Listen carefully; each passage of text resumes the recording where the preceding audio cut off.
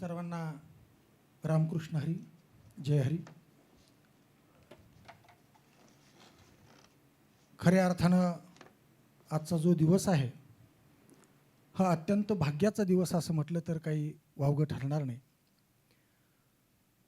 जगद्गुरु संतश्रेष्ठ तुकाराम महाराज म्हणतात की भाग्याचा उदय ते हे जोडी संत पाय, तेथून या नठवू माथा मरणा वाचुणी सर्वथा. याचं कारण असं आहे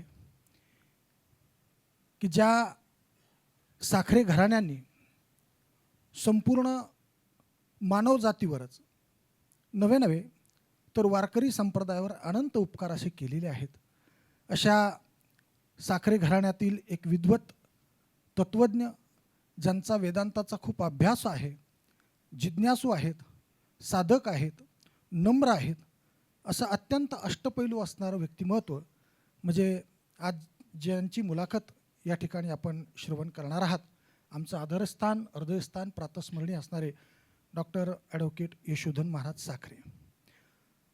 मायबापा हो, खऱ्या अर्थानं तुम्ही म्हणाल की साखरे संप्रदायांचं नेमकं काय योगदान आहे. जर आपण थोडंसं जर पाठीमागून जाऊन जर बघितलं, मागे वळून जर आपण पाहिलं तर विनायकम गुरुम नोमे साखरे नाम विश्रुतम येशाम चरण सानिध्यात जीवा मुक्ता भवंती. ही जी परंपरा आहे ही फार मोठी परंपरा आहे. विचारसागर नावाचा ग्रंथ असेल तर तो ग्रंथ मराठीमध्ये नेण्याचं काम, त्या ग्रंथावर चिंतन मनन करण्याचं काम आणि सुंदर अशा सुटसुटीत सोप्या प्रक्रिया मांडण्याचं काम जर कोणी केलं असेल तर ते साखरे घराण्यांनी केलेलं आहे. वारकरी संप्रदायामध्ये ज्ञानेश्वरीवरची प्रवचनं जर कोणी केली असेल तर त्या प्रवचनांची सुरुवात देखील दादा महाराजांनी केलेली आहे, साखरे घराण्यांनी केलेली आहे. हे आपल्याला विसरून जमणार नाही. आणि म्हणून खऱ्या अर्थानं नाना महाराज साखरे असेल, दादा महाराज साखरे असतील, किसन महाराज असतील, यशोधन महाराज असतील, चिदंबरेश्वर महाराज असतील, ह्या सगळ्या महात्म्यांचं जे योगदान आहे हे योगदान वारकरी संप्रदायासाठी, तुमच्या आमच्यासाठी फार मोलाचं योगदान आहे, महत्त्वाचं आहे.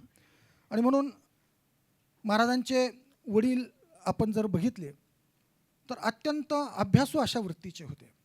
पुणे विद्यापीठाने त्यांना डॉक्टरेट डिलीट पदवी देऊन त्या ठिकाणी गौरवित केलेलं आहे.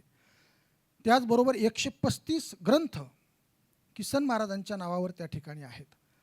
त्यांची कीर्तनं, त्यांची प्रवचनं आज उभ्या महाराष्ट्राला जर पाहिलं तर सगळ्यांना ज्ञात आहे. म्हणजे साखरे महाराज, साखरे परंपरा माहीत नाही असा संप्रदायामध्ये एकही माणूस शोधून सापडणार नाही. खऱ्या अर्थानं हे फार मोठं योगदान आहे.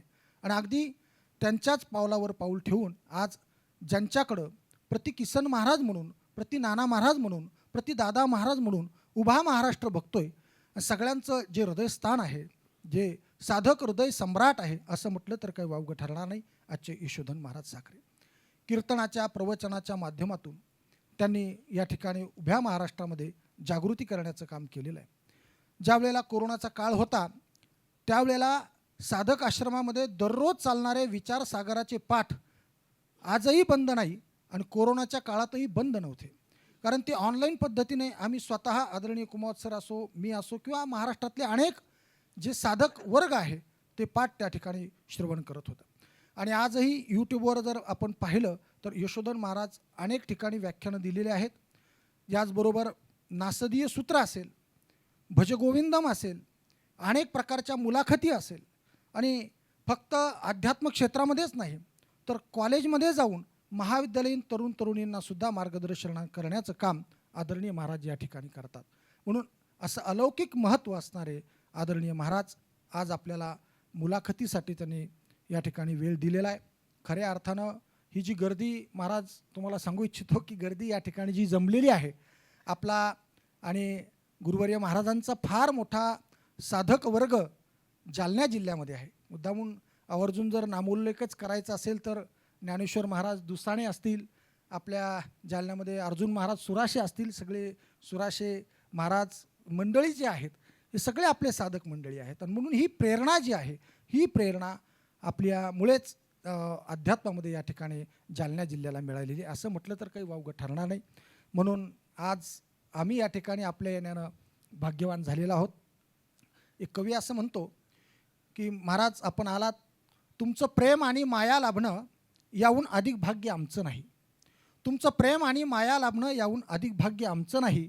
महाराज तुमच्या कर्तृत्वाची सान जरी झिजली तरी तुम्ही चंदन बनायचं सोडणार नाही, तरी तुम्ही चंदन बनायचं सोडणार नाही. चंदनासारखा महात्मा आज आपल्याला ऐकायला मिळतोय. म्हणून सगळ्यांनी आपले प्राण कानामध्ये ऐकून आणून त्या ठिकाणी श्रवण करावं, हीच विनंती मी कुमार सरांना विनंती करतो की आपण मुलाखतीला सुरुवात करावी. धन्यवाद बाबा. खरं म्हणजे मानसिक स्वास्थ्य आणि संत विचार हा विषय आपल्या मुलाखतीचा आहे.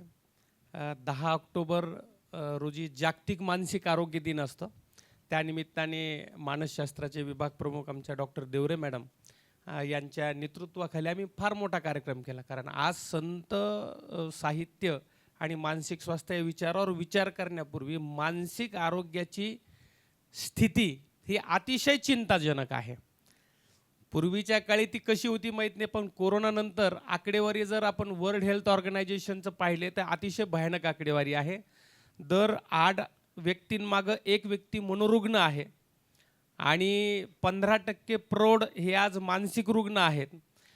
दुर्दैवाची बाब आणखी एक अशी आहे की MBBSचे डॉक्टर्स आपल्याला अवेलेबल आहेत, पण सायकेट्रिस्ट अवेलेबल नाहीत. आणि त्यामुळे एवढ्या गंभीर परिस्थितीमध्ये मानसिक आरोग्यावर आपण चर्चा करावी, हा विषय महाराज आपल्याकडून यावा. आम्हाला खरोखर मोठा आनंद झाला की महाराजांनी या विषयावर चर्चा करण्यासाठी सांगितलं आणि तो सगळ्या आमच्या जिव्हाळ्याचाही विषय आहे. तेव्हा मुलाखतीला सुरुवात करताना पहिलाच एक प्रश्न आपल्यासाठी असा आहे, सगळ्यांना आपल्याला ऐकायला आवडेल की संत साहित्यामध्ये नेमकं मनाचं काय स्वरूप सांगितलेलं आहे, त्याच्यावर आपण चर्चा करून मग पुढे जाऊया. सगळ्यांना अभिवादन करतो. मनाच्या संबंधाने संत साहित्यामध्ये फार विचार आलेला आहे. किंबहुना आधुनिक मानसशास्त्र, त्या आधुनिक मानसशास्त्रामध्ये मनाच्या संबंधाने मन म्हणजे काय ह्याची व्याख्या योग्य रीतीने अजून केलेली नाही आहे. ते असं सांगतात की न्यूरॉन्सचे 2 भाग आहेत, एक लौकिक आहे, एक अलौकिक आहे. तो अलौकिक भाग म्हणजेच मन, असं आधुनिक मानसशास्त्र सांगतं. माझा काही तो अभ्यासाचा विषय नाही आहे. पण संत वाङ्मयामध्ये मनाचा विचार खूप आलेला आहे. किंबहुना माऊली ज्ञानोबारायांनी मनाच्या संबंधाने सांगताना खूप विचार सांगितलेला आहे.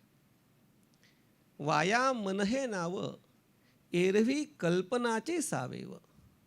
किंवा अजून दुसऱ्या पद्धतीने माऊली ज्ञानोबाराय सांगतात, संकल्पे सृष्टी घडी सवेची विकल्पोनी मोडी मनोरथाच्या उतरंडी उतरी आणि रची. आता मनाच्या संबंधाने सांगताना फक्त संत वाङ्मयाच्या परिघामध्ये आपल्याला न सांगता थोडंसं शास्त्रीय विचाराकडे आपण गेलं पाहिजे. तर मन म्हणजे काय, तर वेदांतशास्त्र मनाच्या संबंधाने सांगतं की संकल्प विकल्पात्मकम मनहा. जे संकल्प करतं, विकल्प करतं, त्याचं नाव मन. तेच मौली सांगतायत ना, संकल्पे सृष्टी घडी सवेची विकल्पोनी मोडी मनोरथाच्या उतरंडी उतरी आणि रची. मन म्हणजे काय, तर एका क्षणामध्ये आपल्याला असं वाटलं की अरे ही मुलाखत ऐकायला जावं, दुसऱ्या क्षणाला बोर झाला तर निघून जावं, तिसऱ्या क्षणाला वाटतं अरे अजून पुढे काहीतरी ऐकायला मिळेल, पुन्हा परत यावं. म्हणजे एकेका क्षणामध्ये असे होणारे जे चढ उतार आहेत, त्या चढ उतारांनाच मन असं सांगितलेलं आहे. आता शास्त्रात सांगतं मन निर्माण कसं झालं, म्हणजे मनाच्या पुढे विचार करत असताना मन हे निर्माण कसं झालं. आदरणीय महामंडलेश्वर महाराज इथे आहेत, त्यांचा भरपूर अभ्यास आहे या विषय संबंधाने. तर मनाच्या संबंधाने सांगताना पंचीकरणामध्ये थोडंसं आपल्याला गेलं पाहिजे. म्हणजे कसं आहे की चिंतन करताना मुलापासून जर चिंतन केलं तर त्याचं औषध आपल्याला सापडणं सोयीचं पडतं. वरवर चिंतन करून फक्त मलमपट्टी करून नाही चालणार. आता आधुनिक वैद्यकशास्त्र काय करतं, ताप आला की पॅरासिटामॉल घ्या म्हणतं, फक्त तापाची निवृत्ती करते, तापाचं मूळ बघत नाही. ताप म्हणजे काय, ते शरीराने जो बिघाड झाला आहे त्याला दिलेली निवृत्त करण्याकरता प्रतिक्रिया आहे. जे बॅक्टेरियाज तयार होतात ते बॅक्टेरियाज मारण्याकरता ते तापतं, बॅक्टेरियाला मारत नाही. त्याप्रमाणे मन म्हणजे काय ह्याचा विचार करताना पंचीकरणामध्ये आपण गेलं पाहिजे. अपंचीकृत पंचमहाभूतांच्या मिलित सत्वगुणापासून जे झालेलं आहे त्याचं मन, त्याचं नाव आहे मन. म्हणजे आता पंचीकरणामध्ये आपण जास्त सखोल जायला नको, कारण की तो विषय खूप वाढत जाईल आणि थोडासा कसं आहे की कंटाळवाणं होण्याची शक्यता आहे. कारण की शास्त्रीय अभ्यासात आम्ही मुलांना लहान करतो. मनाच्या संबंधाने संत साहित्यामध्ये फार विचार आलेला आहे. किंबहुना आधुनिक मानसशास्त्र, त्या आधुनिक मानसशास्त्रामध्ये मनाच्या संबंधाने मन म्हणजे काय ह्याची व्याख्या योग्य रीतीने अजून केलेली नाही आहे. ते असं सांगतात की न्यूरॉन्सचे 2 भाग आहेत, एक लौकिक आहे, एक अलौकिक आहे. तो अलौकिक भाग म्हणजेच मन असं आधुनिक मानसशास्त्र सांगतं. माझा काही तो अभ्यासाचा विषय नाही आहे. पण संत वाङ्मयामध्ये मनाचा विचार खूप आलेला आहे. किंबहुना माऊली ज्ञानोबारायांनी मनाच्या संबंधाने सांगताना खूप विचार सांगितलेला आहे. वाया मन हे नाव एरवी कल्पनाचे सावेव, किंवा अजून दुसऱ्या पद्धतीने माऊली ज्ञानोबाराय सांगतात, संकल्पे सृष्टी घडी सवेची विकल्पोनी मोडी मनोरथाच्या उतरंडी उतरी आणि रची. आता मनाच्या संबंधाने सांगताना फक्त संत वाङ्मयाच्या परिघामध्ये आपल्याला न सांगता थोडंसं शास्त्रीय विचाराकडे आपण गेलं पाहिजे. तर मन म्हणजे काय, तर वेदांतशास्त्र मनाच्या संबंधाने सांगतं की संकल्प विकल्पात्मकम मनहा, जे संकल्प करतं विकल्प करतं त्याचं नाव मन. तेच मौली सांगतायत ना, संकल्पे सृष्टी घडी सवेची विकल्पोनी मोडी मनोरथाच्या उतरंडी उतरी आणि रची. मन म्हणजे काय, तर एका क्षणामध्ये आपल्याला असं वाटलं की अरे ही मुलाखत ऐकायला जावं, दुसऱ्या क्षणाला बोर झाला तर निघून जावं, तिसऱ्या क्षणाला वाटतं अरे अजून पुढे काहीतरी ऐकायला मिळेल, पुन्हा परत यावं. म्हणजे एकेका क्षणामध्ये असे होणारे जे चढ उतार आहेत त्या चढ उतारांनाच मन असं सांगितलेलं आहे. आता शास्त्रात सांगतं मन निर्माण कसं झालं, म्हणजे मनाच्या पुढे विचार करत असताना मन हे निर्माण कसं झालं. आदरणीय महामंडलेश्वर महाराज इथे आहेत, त्यांचा भरपूर अभ्यास आहे या विषय संबंधाने. तर मनाच्या संबंधाने सांगताना पंचीकरणामध्ये थोडंसं आपल्याला गेलं पाहिजे. म्हणजे कसं आहे की चिंतन करताना मुलापासून जर चिंतन केलं तर त्याचं औषध आपल्याला सापडणं सोयीचं पडतं. वरवर चिंतन करून फक्त मलमपट्टी करून नाही चालणार. आता आधुनिक वैद्यकशास्त्र काय करतं, ताप आला की पॅरासिटामॉल घ्या म्हणतं, फक्त तापाची निवृत्ती करते, तापाचं मूळ बघत नाही. ताप म्हणजे काय, ते शरीराने जो बिघाड झाला आहे त्याला दिलेली निवृत्त करण्याकरता प्रतिक्रिया. म्हणजे जे बॅक्टेरियाज तयार होतात ते बॅक्टेरियाज मारण्याकरता ते तापतं, बॅक्टेरियाला मारत नाही. त्याप्रमाणे मन म्हणजे काय याचा विचार करताना पंचीकरणामध्ये आपण गेलं पाहिजे. अपंचीकृत पंचमहाभूतांच्या मिलित सत्वगुणापासून जे झालेलं आहे त्याचं मन, त्याचं नाव आहे मन. म्हणजे आता पंचीकरणामध्ये आपण जास्त सखोल जायला नको, कारण की तो विषय खूप वाढत जाईल आणि थोडासा कसं आहे की कंटाळवाणं होण्याची शक्यता आहे. कारण की शास्त्रीय अभ्यासात आम्ही मुलांना लहान लहान मुलांना शिकवतो हे पंचीकरण, पण आता तेवढा आपला वेळेची मर्यादा पण नाही. तर हे मन कसं झालेलं आहे तर सांगतात अपंचीकृत पंचमहाभूतांच्या मिलित सत्वगुणापासून हे मन निर्माण झालेलं आहे. तर अपंचीकृत म्हणजे काय की ही संपूर्ण सृष्टी झाली आहे, तर या सृष्टीमधले जे पदार्थ आहेत ते पंचमहाभूतात्मक आहेत. या पंचमहाभूतापासून वेगळा काही तुम्ही पदार्थ शोध लावू शकत नाही. एकही पदार्थ पंचमहाभूतापासून वेगळा नाही आहे. मग ही सृष्टी जेव्हा निर्माण झाली तेव्हा सृष्टी निर्माण होत असताना या पंचमहाभूतांचं एकीकरण झालं. ते एकीकरण होत असताना ते व्यवस्थित झालं. उगाच काही म्हणजे जेव्हा आपण एखादा चिवडा करतो, खिचडी करतो, तर बरोबर प्रमाणामध्ये ते पदार्थ टाकतो ना, त्याप्रमाणे या पंचमहाभूतांचं पंचीकरण होताना ते योग्य रीतीने झालं आहे. काही ठिकाणी 4 भाग, 5 भाग, 25 भाग अशा वेगवेगळ्या पद्धती तिकडे आपल्याला जायचं नाही, पण ही पंचमहाभूतं एकत्र झाली आणि एकत्र होऊन ते सगळं जग झालं. पण ही पंचमहाभूतं एकत्र होण्याच्या आधीची पंचमहाभूतं, ज्याला शास्त्रीय भाषेत तन्मात्रा किंवा शुद्ध पंचमहाभूतं म्हणतात, तर ती शुद्ध पंचमहाभूतं जी आहेत त्या पंचमहाभूतातला सत्वगुण काढला आणि त्या शुद्ध पंचमहाभूतांच्या सत्वगुणापासून जे तयार झालं त्याचं नाव आहे मन. आता पुढे प्रश्न येतो, मन आहे कुठे, मन नेमकं आहे कुठे. तर इथे आहे, इथे. मनाने विचार केला म्हटलं की छातीवर हात ठेवतो आपण, तसं नाही आहे. तर मनाच्या संबंधाने शास्त्रकारांमध्ये थोडी थोडी मतभिन्नता आहे. एकच शास्त्रकारांचा विचार करतो आणि दुसरा आपल्या वेदांत शास्त्राकडे मी येतो. तर नैयायिकांच्या मताप्रमाणे मन हे अणुपरिमाण आहे, म्हणजे अत्यंत सूक्ष्म आहे. पण आपलं वेदांत शास्त्र सांगतं की मन हे मध्यम परिमाण आहे. तर मध्यम परिमाण म्हणजे काय की हत्तीच्या शरीरात हत्ती एवढं आणि मुंगीच्या शरीरात मुंगी एवढं आणि आपल्या शरीरात आपल्या एवढं, म्हणजे मन हे पूर्ण शरीरभर आहे. आता हल्लीच्या त्याला परिभाषेमध्ये नर्व्हस सिस्टीम असं ज्याला म्हणतात, त्या नर्व्हस सिस्टीमचं पूर्ण नाव मन आहे. म्हणजे इथेही संवेदना आहे, नखाती संवेदना आणि शिखेती संवेदना आहे. म्हणजे आपल्या पूर्ण शरीरभर जी संवेदना आहे, तर आपलं शास्त्र सांगतं की मन हे कसं आहे, मध्यम परिमाण आहे. म्हणून मनाचा विचार करताना जे संकल्प विकल्प करतं त्याला मन म्हणतात, अशी त्याची पहिली व्याख्या आहे. ते मन हे निर्माण झाले हे अपंचीकृत पंचमहाभूतांच्या मिलित सत्वगुणापासून किंवा सत्वंशापासून झाले आणि मन हे आपलं पूर्ण शरीरभर आहे, असा त्या मनाचं स्वरूप आहे.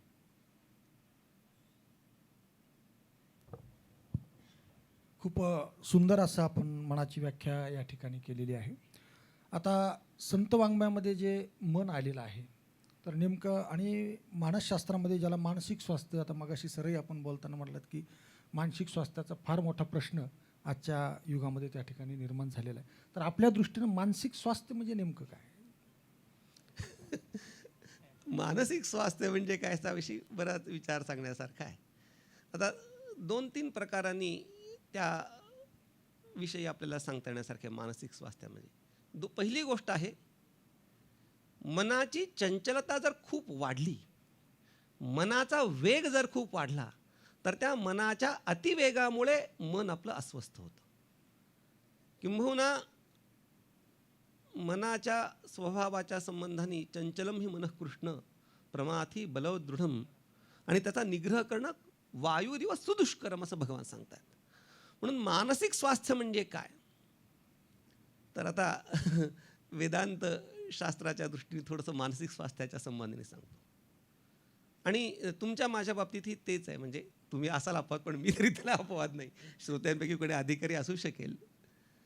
तर मनाची गंमत काय होते, 2 गोष्टी आहेत की कधी कधी काही अनुकूल गोष्ट घडते, तर कधी कधी प्रतिकूल गोष्ट घडते. ब्रह्मलीन जोग महाराजांचे तुम्हाला ह्याच्याकरता मी सांगतो, म्हणजे नाना महाराजांकडे त्यांनी श्रवण खूप केलेलं आहे. तर जोग महाराजांनी त्यांच्या एका ग्रंथामध्ये फार सुंदर ह्याचा विचार सांगितलेला आहे की मनस्वास्थ्य म्हणजे काय. तर आपल्या जीवनामध्ये कधी अनुकूल गोष्टी घडतात, कधी प्रतिकूल गोष्टी घडतातच, त्याच्याबद्दल कोणी नाकारू शकत नाही. पण घडतं काय की अनुकूल गोष्ट जर आपल्या जीवनामध्ये घडली, तर अनुकूल गोष्ट घडल्यानंतर आपण एकदम हवेत जातो, आणि प्रतिकूल गोष्ट जर घडली तर एकदम डाऊन, एकदम लॅप्स, तर नवीन परिभाषेत सांगायचं लॅप्स होऊन जातो, पार कोसळून जातो आपण. खरं तर मराठी बोलताना इंग्रजी बोलू नये, पण इंग्रजी बोलल्याशिवाय मराठी कळत नाही, त्यामुळे कधी कधी मराठी बोलताना इंग्रजी शब्दांचा वापर करावा लागतो. म्हणजे अनुकूल गोष्ट घडल्यानंतर आपण खूप उंच जातो, हवेत जातो, आणि प्रतिकूल गोष्ट घडल्यानंतर आपण कोसळून जातो. आणि हे हवेत जाणं हेही मनाची अस्वस्थता आहे. आता आपण फक्त एकाच दृष्टीने विचार करतो की कोसळणं म्हणजे मनाची अस्वस्थता नाही आहे. कोसळणं जशी मनाची अस्वस्थता आहे, तशा अनुकूल गोष्टीनं हवेमध्ये जाणं हीही मनाची अस्वस्थता आहे. आणि आता काय झालं या कलियुगामध्ये की ही फार फास्ट रिस्पॉन्स देतो आपण. हवेतही खूप पटकन जातो आणि कोलॅप्सही खूप खूप पटकन होतो. तर ब्रह्मलीन जोग महाराज असं सांगतात की या दोघांकडे रिस्पॉन्स देताना, प्रतिक्रिया देताना समतोल दृष्टीने प्रतिक्रिया दिली पाहिजे. म्हणजे माणसाला दुःख जसं पचवता आलं असं पाहिजे, तसं सुखही पचवता आलं पाहिजे. तर काही लोक जसं टेन्शनमुळे मरतात, तसे काही लोक हर्षवायूनेही मरणार आहेत. म्हणजे वस्तुस्थिती आहे. म्हणून मानसिक अस्वस्थता म्हणजे कोणत्याही टोकाला न जाता, म्हणजे आनंदाच्याही टोकाला जायचं नाही, दुःखाच्याही टोकाला जायचं नाही, समतोलपणानं. ठेविले अनंते तैसेची राहावे, चित्ती असू द्यावे समाधान. तीर्थरूप गुरुवर महाराज फार सुंदर सांगायचे. ठेविले अनंते तैसेची राहावे, नाही राहावंच लागतं. आपण काही म्हणजे जे प्रारब्धात आहे ते भोगावंच लागतं. तुम्हाला तिथे काहीच सवलत नाही, ज्याला मराठीत आपण एक्सक्यूज म्हणतो इंग्रजीमध्ये, काहीच तुम्हाला भोगणंच आहे. पण पुढची गोष्ट आपल्या हातात आहे, चित्ती असू द्यावे समाधान. म्हणजे चित्ताचा समतोलपणा. म्हणजे अस्वस्थता म्हणजे काय की एका टोकाला न जाता एकदम एक्स्ट्रीम, अत्यंत विरुद्ध टोकाला जाणं ही मनाची अस्वस्थता आहे.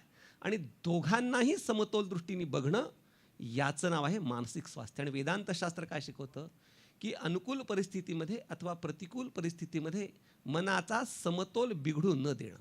म्हणजे डोंबारी जसं चालतो त्याच्यावरती, दोरीवरती, आणि दोरीवर चालताना जसं बॅलन्स ठेवतो, तसा मनाचा बॅलन्स, मनाचा समतोलपणा ठेवणं हे खरं स्वस्थ मनाचं लक्षण आहे.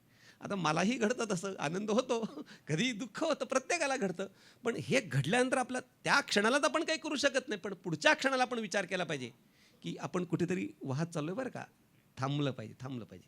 खाली जातानाही तो विचार केला पाहिजे आणि वर जातानाही तो विचार केला पाहिजे. ह्याचं नाव आहे स्वस्थ मन. आणि अस्वस्थ मन म्हणजे कुठल्याही टोकाला जाणं, याचं नाव आहे अस्वस्थ मन. खूप सुंदर विश्लेषण केलं महाराज. मला वाटतं भगवद्गीतेमध्ये पण सांगितले सुखदुःख समे कृत्वा सुख लाभा लाभो जया जया जयो. त्याच्यात थोडासा एक चिंतनीय भाग आहे, एकदम योग्य तुम्ही सांगितलं संदर्भ. सुखदुःखे समे कृत्वा, ह्याच्यामध्ये मी तीर्थरूप म्हणजे कसं आहे की गुरुवर्य महाराज जेव्हा, म्हणजे माझं परम भाग्य असं आहे आणि मानसिक स्वास्थ्याच्या दृष्टीने तुम्हाला सांगतो की आपल्या गुरुजवळ आपल्याला मोकळं होता आलं पाहिजे. आपल्या गुरुजवळ आपण मोकळं होऊ शकलो नाही तर आपल्यासारखा दळभद्री कोणी नाही. स्पष्ट शब्द आहे जरा. पण गुरुवर्य महाराज आम्हाला नेहमी सांगायचे, मी जेव्हा व्यासपीठावर आहे ना तेव्हा वडील गुरु म्हणून माझा काही मान ठेवायचा नाही, तुला जे मनात येईल ते विचारतो. त्याच्या आणि खाली उतरला ना मग वडील म्हणून माझं तू आई, गुरु म्हणून पाया पड, पण व्यासपीठावर तू मला काही भिडभाड ठेवायचे नाही. मग गुरुवर्य महाराजांचं ह्या श्लोकाचं चिंतन चाललं होतं. गुरुवर्य महाराजांनी सांगितलं सुखदुःखे समे कृत्वा लाभा लाभो जया जयो. आता सुखदुःख समे कृत्वा म्हणजे काय? सुखाला दुःखाच्या समान करायचं का दुःखाला सुखाच्या समान करायचं? म्हणजे एक दोन खाली वर जर असेल तर वरच्याला तरी खाली आणलं पाहिजे किंवा खालच्याला तरी वर नेलं पाहिजे. मग सुखदुःखे समे कृत्वा म्हणजे नेमकं काय? सुखाला दुःख करायचं का दुःखाला सुख करायचं? शक्य नाही आहे. कारण एक सुख हे स्वरूप आहे आणि दुःख हे अनिर्वचनीय उत्पन्न होणार. मग सम कसं करता येतं? तर तीर्थरूप गुरुवर्य महाराजांनी त्याला उत्तर दिलं असं की सुख आणि दुःख हे दोघंही माया कार्य असल्यामुळे त्या दोघांनाही तू मिथ्या समज, असं त्या सुखदुःखे समे कृत्वा लाभा लाभो जया जयो असा त्यातला भाव आहे. वा, अप्रतिम अगदी. खरं म्हणजे वेदाचे जे 4 भाग आपण करतो, हो याने संहिता, ब्राह्मण, आरण्यक आणि उपनिषद, हो त्यातला 4था भाग उपनिषद असल्यामुळे त्याला आपण वेदांत म्हणतो. त्या उपनिषदांचे अनेक उपनिषद आहेत. त्यात ब्रह्मबिंदू उपनिषद आहे. त्यात एक श्लोक इतका सुंदर आलाय, मन एवं मनुष्याणाम कारणम बंध मोक्षयोः बंधाय विषयासक्त मोक्षे निर्विषयम स्मृतम. बरोबर. म्हणजे सुख आणि दुःख, म्हणजे मोक्ष म्हणजे सुख, मोक्ष म्हणजे सुख आणि बंध म्हणजे दुःख, असं जर आपण घेतलं तर त्याचं कारण मन सांगितलेलं आहे. मग आता काय नेमकं केलं पाहिजे आपण त्या मनाच्या माध्यमातून की जेणेकरून सुख मिळेल आणि दुःख नाहीसं होईल? मन माऊली सकळांची असं तुकोबारा सांगतात, मन गुरु आणि शिष्य वगैरे वगैरे. तर आता सुख कसं मिळतं, दुःख कसं मिळतं, बंध काय, मोक्ष काय? तर बंध आणि मोक्ष आता आपण सांगितलं की विषयासक्ती हे बंधाला कारण आहे आणि मोक्षाला कारण निर्विषय म्हणजे निर्वासन होणं, वासनेची समूळ निवृत्ती करणं हे मोक्षाकडे घेऊन जाणार आहे असं आपण आता सांगितलं. तर मोक्ष आणि बंध हे दोघंही मनावर अवलंबून आहेत. कसं काय ते सांगतो. आता सर्व संत किंवा संत वाङ्मय असो, उपनिषद असो, उपनिषद म्हणजे वेदच, वेदापेक्षा उपनिषद वेगळं नाही आहे, वेदच म्हणजे उपनिषद आहेत, त्याच्यामध्ये काही वेगळेपणा नाही आहे. वेदाचा फक्त शेवटी आला आहे म्हणून त्याला उपनिषद असं, वेदांत असं त्याला म्हटलं जातं. तर या सगळ्या वेदोपनिषद असतील, संत वाङ्मय असेल, या सगळ्यांनी जो केलेला उपदेश आहे तो मनाला केलेला उपदेश आहे. आणि मनाचा उपदेश फार सुंदर पद्धतीने सांगता येईल. आता का करायचा हे पहिल्यांदा सांगतो आणि मनाला उपदेश कसा केलाय त्याचा पहिल्यांदा विचार सांगतो. मनाला का उपदेश केलाय? आत्म्याला उपदेश करायचा उपयोगच नाही, नित्यमुक्त आहे तो काय बंध नाही, मोक्ष नाही, तो उपदेशाच्या पलीकडचा आहे तो. त्यामुळं एखादा विद्यार्थी असता, तुम्ही दोघंही डॉक्टरेट आहात, शिक्षक आहात, जे गेलेलाच आउट ऑफ स्कोप आहे त्याला उपदेश करून काहीच उपयोग नाही आहे. त्याप्रमाणे आत्मा आउट ऑफ स्कोप आहे, कशाच्या? उपदेशाच्या पलीकडे आहे. देह तर जड आहे, मग तो उपदेश नेमका कशाला आहे? तर तो उपदेश केला मनाला, उपदेश केला सगळा उपदेश. म्हणून उपदेश कोणाला केलाय? तर मनाला उपदेश. मौली ज्ञानोबाराचा उपदेश कोणाला करतात? मनाला. ऋणू झुणू रे भ्रमरा, सांडी तू अवगणू रे भ्रमरा. माऊलींची प्रतिभा ही अलौकिक आहे. म्हणजे माऊलींच्या विषयी जर बोलायला लागलो तर मग ते भावना वगैरे त्या येतील, म्हणून कुठेतरी आपण मर्यादा ठेवली पाहिजे. म्हणून मनाला उपदेश. ऋणू झुणू रे भ्रमरा. तर ऋणू झुणू रे भ्रमर म्हणजे मन येते. तर त्या मनाचा स्वभाव काय? ऋण झुणू हा मनाचा स्वभाव आहे. ऋण झुणू म्हणजे काय? मी माझं, मी माझं, मी माझं, मी माझं, हे मनाची ऋणझुण आहे. आणि हा मना तुझा अवगुण आहे, तो तू टाक, असा मनाला उपदेश केला. मग मनाला उपदेश का केला, तर पुढे जाऊन माऊली ज्ञानोबा शेवटी सांगतात, परिमळ विद्गदू रे भ्रमरा. मनालाच का उपदेश केला, कारण तो विद्गद आहे. माऊलींची शब्द प्रभुता ही विद्गदू या शब्दात आहे. कोणत्याही डिक्शनरीमध्ये मला तो शब्द सापडला नाही. विद्गदू हा जो शब्द आहे तो कोणत्याही डिक्शनरीमध्ये मला सापडला नाही. पण ब्रह्मलीन दादांचे अनंत उपकार आपल्यावरती, ब्रह्मलीन गुरुजींचे अनंत उपकार, की ज्या महात्म्यांनी माऊलींचा गाथा त्याचा भाव आपल्यासमोर आणून ठेवला, हे अनंत उपकार. तर त्याचा मनाला उपदेश का केला, तर तो विद्गद आहे म्हणून. तर बऱ्याच लोकांनी त्याचे अर्थ सांगितले, पण ते त्यांचं चूक म्हणण्याचा माझा अधिकार नाही, पण योग्य जो अर्थ तो मी तुम्हाला आपल्याला सांगतो. तर विद्गदू म्हणजे काय, आदरणीय लव्हितकर महाराजांनी सकाळी तो संदर्भ एका ठिकाणी दिला त्यांच्या अध्यक्षीय भाषणामध्ये. तर विद्गदू आणि काय, थोडंसं माझं काही जास्त अभ्यास नाही, पण संस्कृतचं प्राथमिक अध्ययन झाल्यामुळं आणि बेसिक्स गुरुवर्य महाराजांनी मला शिकवली, धातू म्हणजे काय, प्रत्यय म्हणजे काय. तर त्यामध्ये विद्गदू या शब्दामध्ये विद आणि गद असे दोन शब्द. विद ज्ञाने असा धातू आहे. तर विद्गद म्हणजे काय, जाणकार. कोण जाणकार आहे, तर भ्रमर ही विद्गद आहे आणि मन ही विद्गद आहे. तर भ्रमराला विद्गद का म्हणलंय, कारण की आता हे खरं फुल आहे. आता नवीन प्लॅस्टिकची फुलं आली आहेत, ह्याच्यापेक्षा सुंदर, म्हणजे खरं फुल खोटं वाटावं इतकी सुंदर ती प्लॅस्टिकची फुलं असतात. आणि त्या प्लॅस्टिकच्या फुलावर जर आपण सेंट मारला, तर सुंदर खरं दिसणाऱ्या प्लॅस्टिकच्या फुलाला सेंट मारला तर कुठला भ्रमर येऊन तिथे बसणार नाही आहे, कारण त्याला खरं खोटं कळतं. कारण का तो परिमळ विद्गदू, परिमळाच्या बाबतीत तो जाणकार आहे.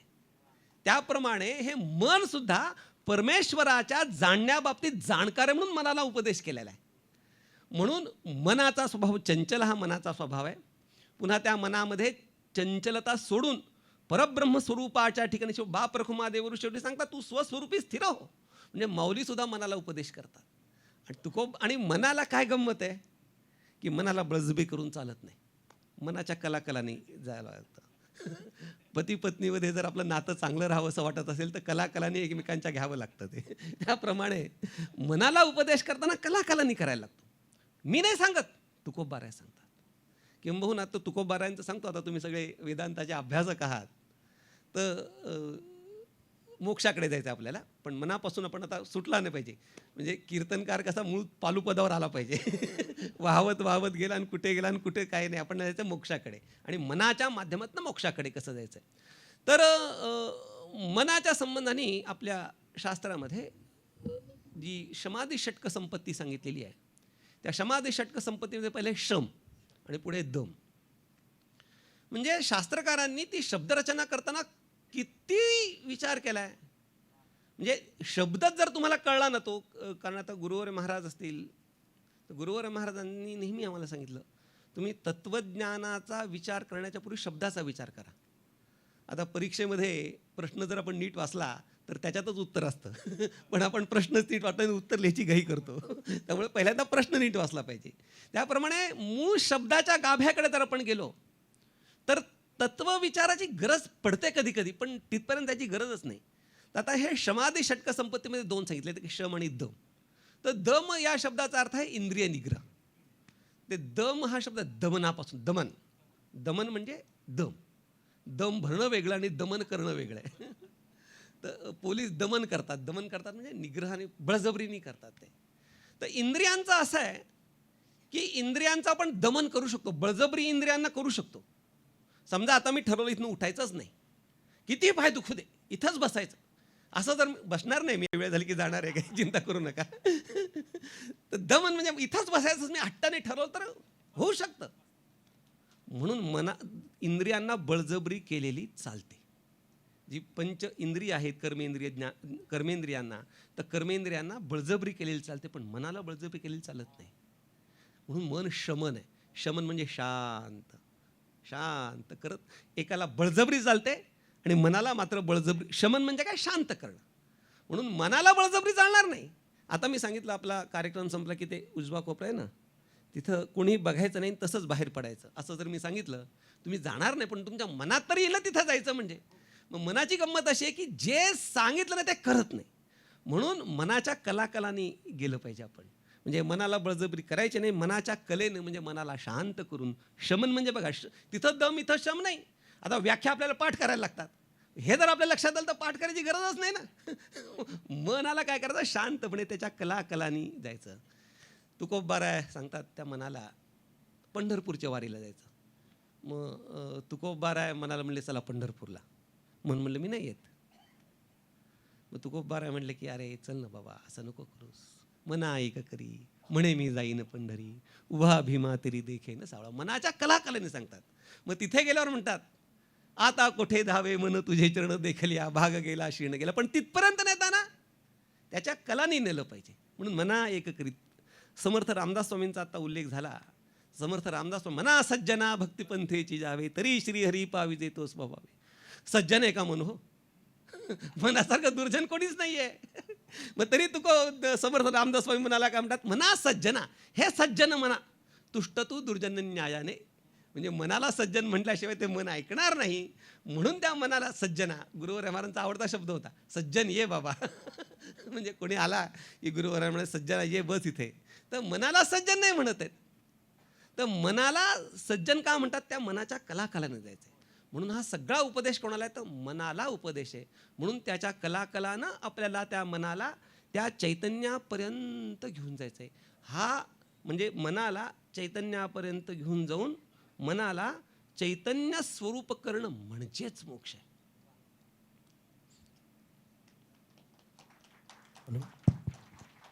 फार सुंदर अशी चर्चा या ठिकाणी मनाच्या संबंधानं महाराज आपण करत आहात. खरं तर आजच्या ह्या तणावपूर्ण अशा युगामध्ये जर आपण पाहिलं तर वेदांत असेल, विचारसागर असेल, पंचीकरण असेल, असे अनेक जे ग्रंथ आहेत, तर हे ग्रंथ श्रवण केल्याच्या नंतर आपल्यालाही त्याच्यामध्ये निवृत्तीकडं आपली जशी वाटचाल व्हावी असं त्या ठिकाणी होतं. परंतु आजकाल कुणालाच समाधान लाभत नाही. म्हणजे तणावपूर्ण जीवन प्रत्येकजण जगतोय, त्याच्या पाठीमागचे अनेक कारणं आपल्याला सांगता येतील. पण या तणावपूर्ण जीवनामधून संत वाङ्मय जे आहेत ते उपाय कोणते सांगतात, किंवा आत्यंतिक दुःखाची निवृत्ती आणि परमानंद सुखाची प्राप्ती ह्या तणावपूर्ण जीवनामध्ये कशी शोधता येईल, ती त्याच्या काही प्रेरणा संत वाङ्मयात कुठे आढळतात असं आपल्याला वाटतं? सांगतो.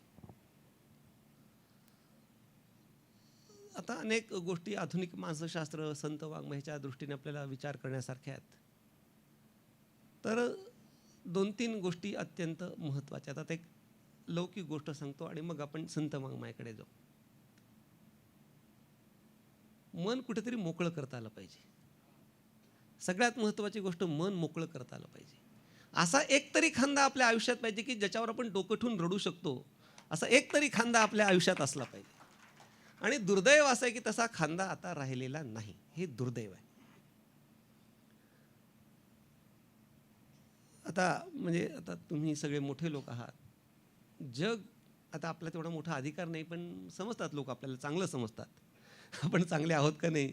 आपलं जर मन उघडलं, मन जर कोणाला दिसायला लागलं तर कोणीही 1 मिनिट पण या सभागृहातला थांबणार नाही माझ्यासमोर तरी. एवढं मन घाण आहे आपलं. पण एक तरी असा खांदा पाहिजे की ज्याच्या खांद्यावर आपण डोकं ठेवून रडू शकतो. पण काय होतं की सगळ्यामध्ये मोठा जो त्रास आहे तो जे उच्च अवस्थेला आहेत समाजामध्ये, ज्यांना मोठं आहेत का नाही हा गोष्ट भाग वेगळा आहे. पण समाजामध्ये ज्यांना मोठं समजलं जातं ना, त्यांना फार मोठा त्रास आहे. की कारण की काय होतं, सगळा समाज त्यांच्या खांद्यावर डोकं ठेवून रडतो, पण त्यांना एकही खांदा असा नसतो की जिथे मी डोकं ठेवून रडावं. आम्ही 24 तास महाराज नाही आहे. आम्ही 24 तास महाराज नाही आहे. आपल्यालाही कुठेतरी मन मोकळं करता आलं पाहिजे. म्हणून पहिली गोष्ट काय की आपल्याला मन मोकळं करता आलं पाहिजे. ना दुर्दैव काय आहे की मन मोकळं करावं अशी लोक राहिलेली नाही आहेत. कोणाजवळ मन मोकळं करावं.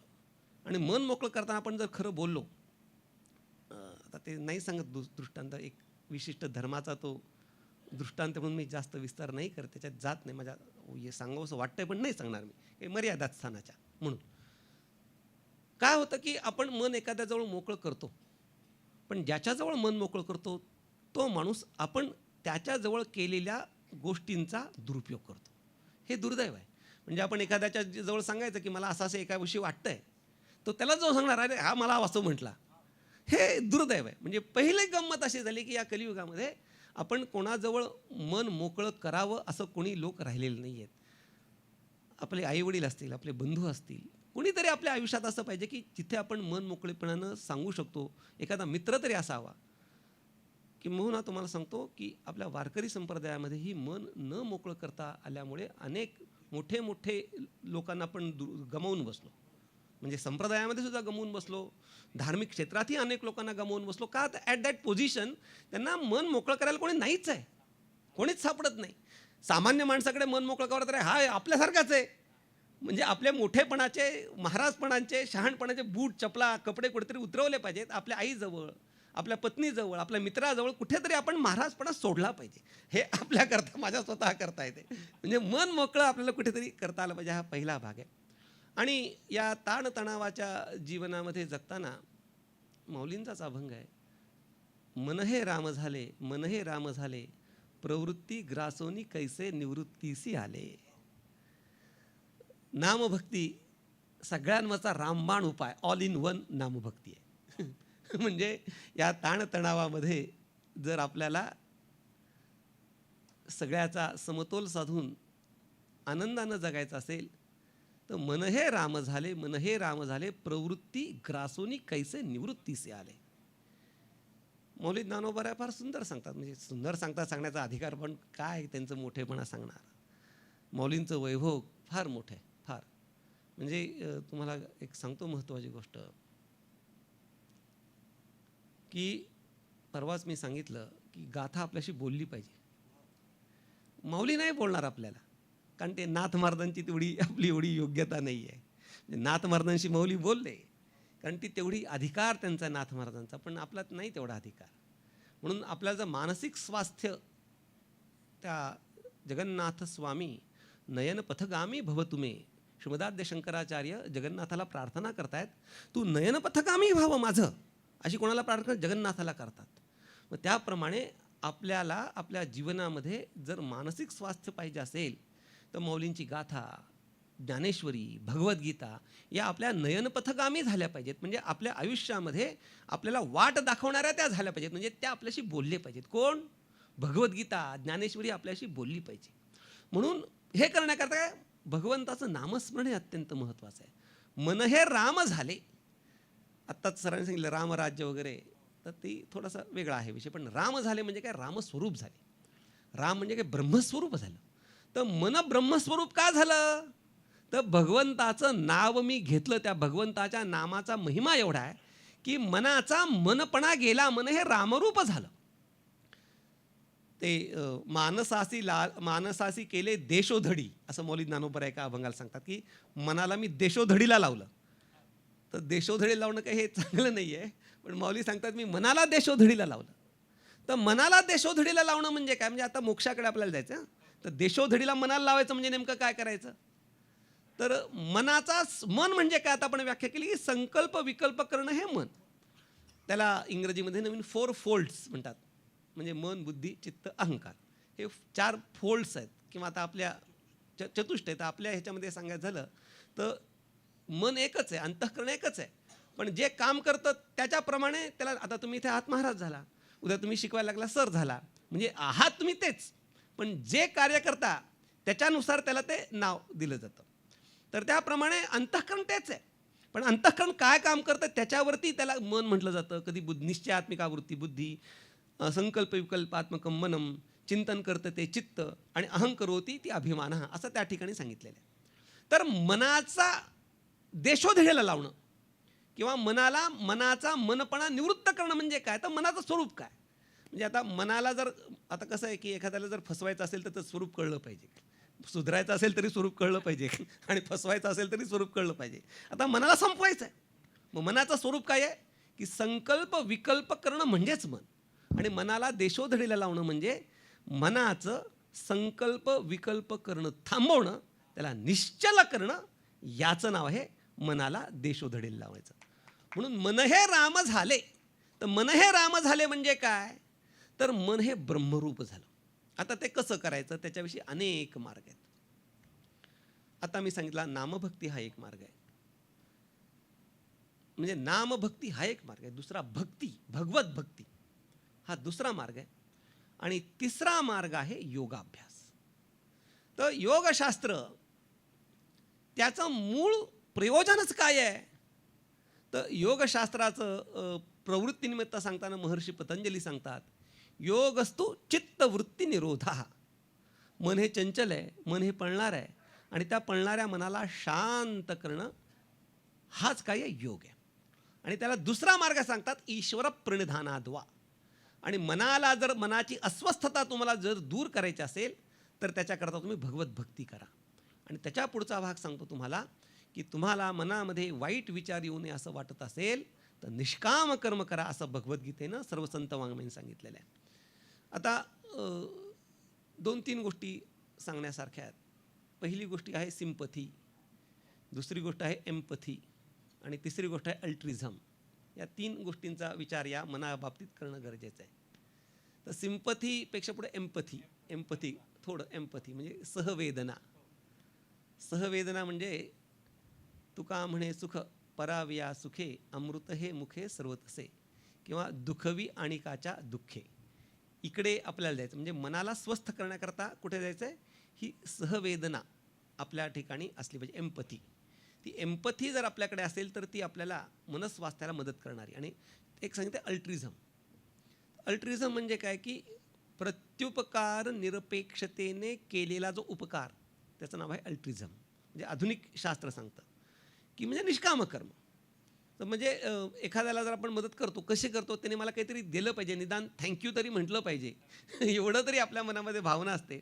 पण तेवढीसुद्धा भावना न ठेवता उपकार करणं हे या मनस्वास्थ्याकरता, म्हणजे म्हणजे आपलं संत वाङ्मय सांगतं असं नाही, नवीन जे मानसशास्त्र आहे, आधुनिक मानसशास्त्र, त्याच्यामध्ये सुद्धा हा विचार आलेला आहे. म्हणून या सर्व पद्धतीने विचार करताना मनाला जर आपल्याला स्वस्थ करायचं असेल तर मनस्वास्थ्याकरता एम्पथी, सिम्पथी, अल्ट्रिझम, निष्काम कर्म या गोष्टी अत्यंत महत्त्वाच्या आहेत.